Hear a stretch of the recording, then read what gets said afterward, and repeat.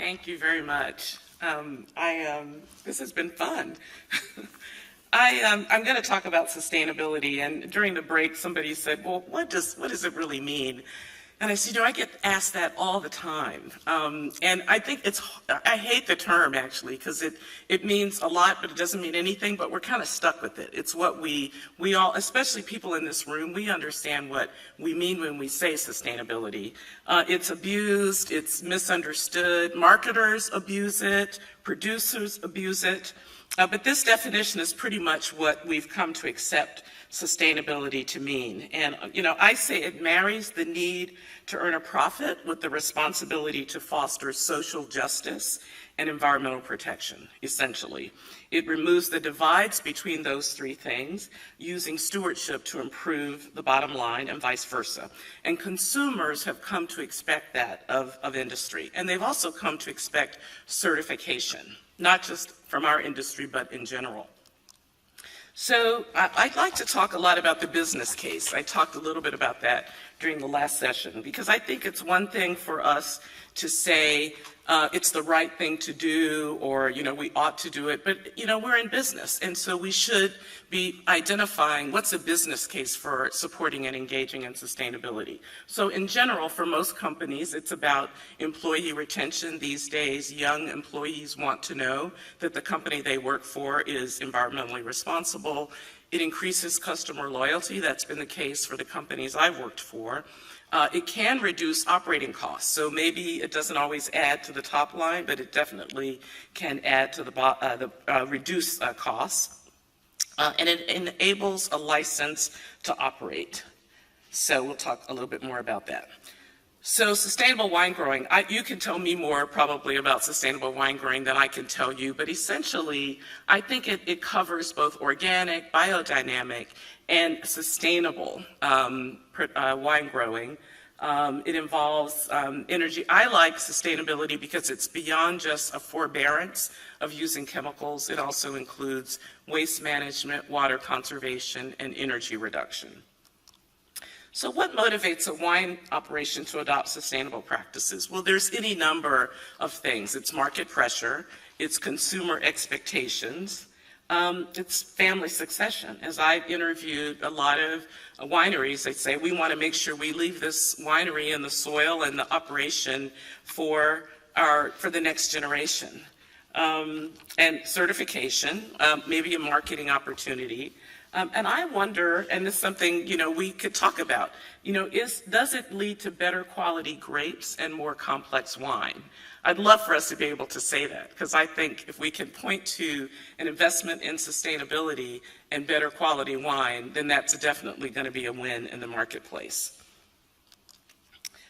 So I think, people say, oh, but, wine is natural. When I talk to consumers and even some wineries, it's natural, right? I mean, why are you talking about sustainability in wine?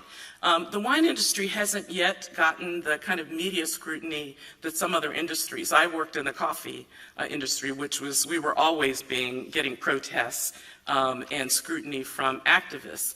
But I think that's changing. I mean, if you look at the resistance to expansion of wineries in many regions in the United States, in Sonoma, around Southern California, Central California, there's a lot of concern about the expansion of wineries. There's kind of an encroachment of urban areas on what traditionally has been wine regions.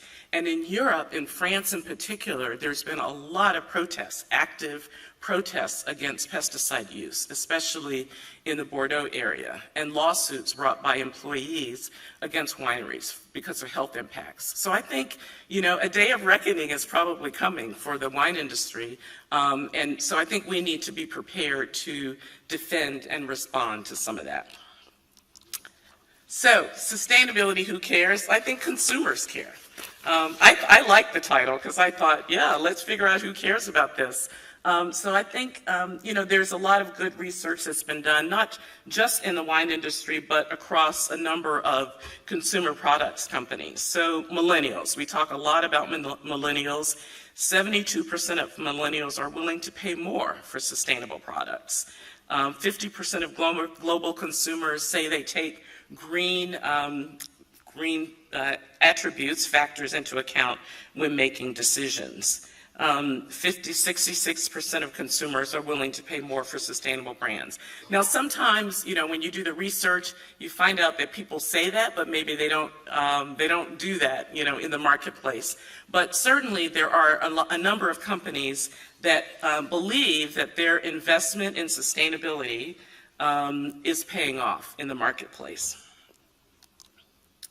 So we've talked a bit about, in the last session we talked about women and how women want to take sustainability into account when they make a purchase of wine.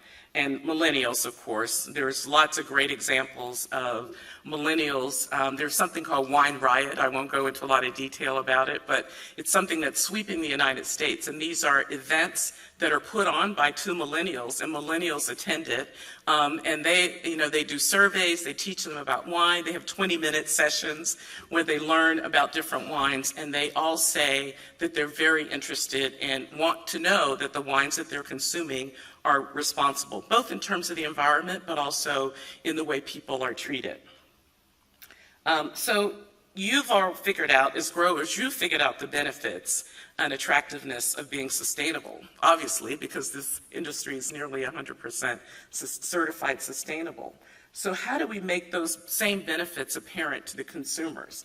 And I think they want it. I think they want to know, and I think that's the challenge. So consumers recognize organics, and there's a lot of great research on organic food and how consumers expect it. Even those who you think wouldn't necessarily afford to buy organic produce, they do, because they believe it's healthier for them, they believe it's healthier for the planet. So how do we take some lessons from the organic food produce industry and figure out how we educate retailers and consumers about sustainability and its connection to quality wines, if we can make that claim? And I think that's a question we need to answer. Unless we get consumers to understand sustainability and kind of get their heads around what certified sustainable means, they won't be prepared to pay a bit more. And I think, from my experience with other industries, I think maybe they could pay a bit more. So this is my opportunity to pitch my book.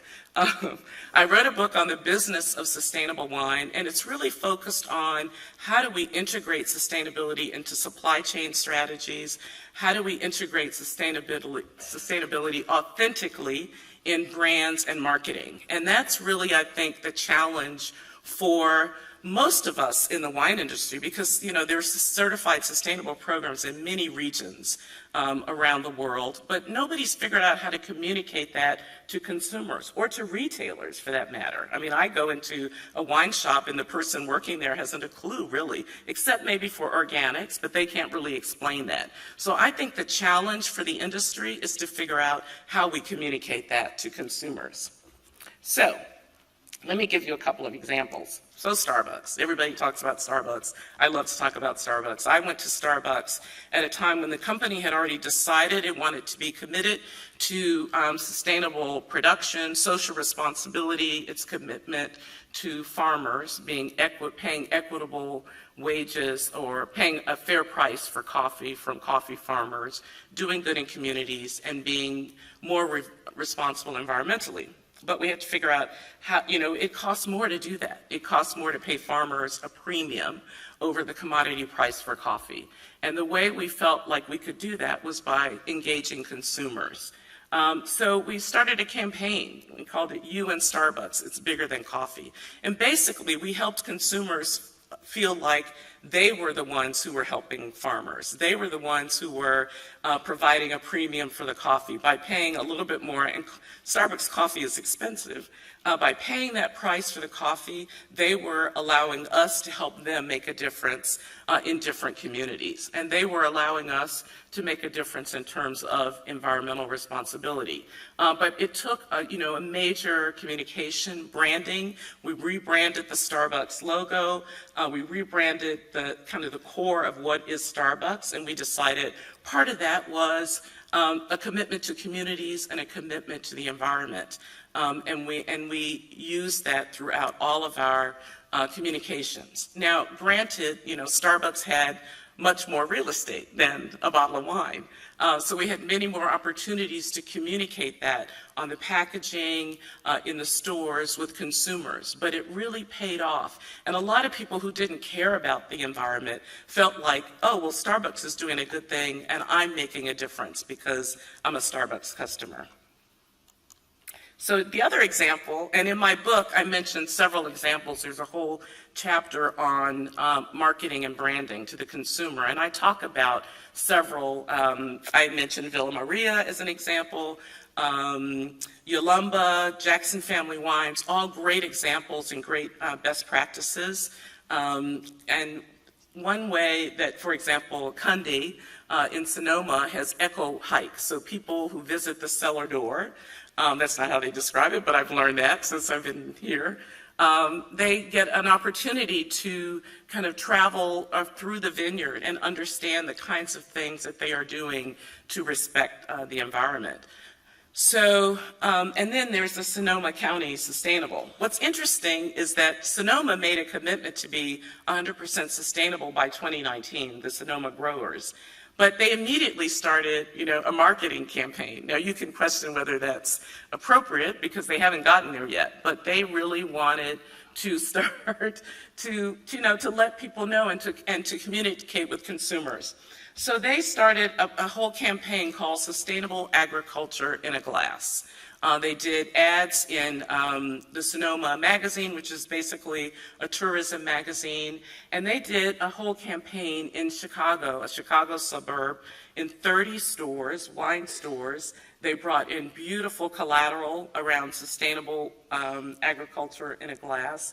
They brought in 16 growers and vintners to pour wine for customers and retailers, and undertook a major campaign for the trade and media and consumers around sustainability, what that means, why they made a commitment to be 100% sustainable. This is the kind of thing I think we need to do in the industry. I think it's going to position us successfully with consumers. If nothing else, we're going to educate them. And as I earlier talked about some of the data, we already know that there are consumers who have an expectation of sustainability. And it may or may not be a competitive differentiator, but it definitely, I think, will be a consumer expectation. So, brands are an increasingly powerful component of a company's value. It's not just about marketing. It's not just about the logo. It's the soul of what the company is. And I think it could be the soul of what the industry is. And what marketers do is they figure out how do you connect with the values and purpose of consumers. And I think the purpose could be around environmental sustainability and social responsibility. So how we connect with that, how you as producers connect with that, I think is going to be really important. Consumers like to feel like they're making a difference, and they don't always know how to do that.